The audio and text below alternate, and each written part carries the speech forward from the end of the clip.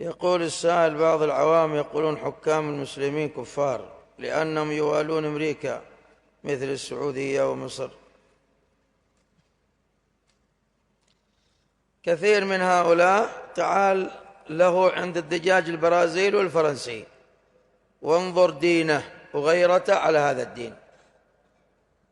يقول لك السعودية ومصر يوالون أمريكا وكذا كفار. طيب وأنت ما لك تأكل الدجاج البرازيلي؟ ما لك تأكل الدجاج الفرنسي؟ ما لك تأكل اللحوم المستوردة من بلاد الكفار؟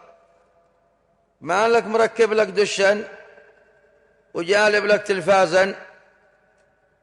ما لك حالق لحيتك؟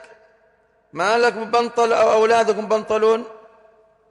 ما لك في المدارس المختلطة أو أولادك وبناتك؟ وهلم جرة من هذه الأشياء. فهذه كلها من التشبه بالكفار، وفيها أموالها للكفار وإدخال السرور على الكفار. نحن ما ندافع عن الحكام، الغلط غلط، ما ندافع عن الحكام، لكن ما يقال يعني بالجور. ومن متى العوام يحكمون أو لهم حكم في مثل هذه المسائل؟ الانتخابات من أين؟ الديمقراطية من أين؟ الإضرابات من أين؟ كل هذا من عند الكفار. أين أنتم في صلاة الجماعة، في صلاة الفجر؟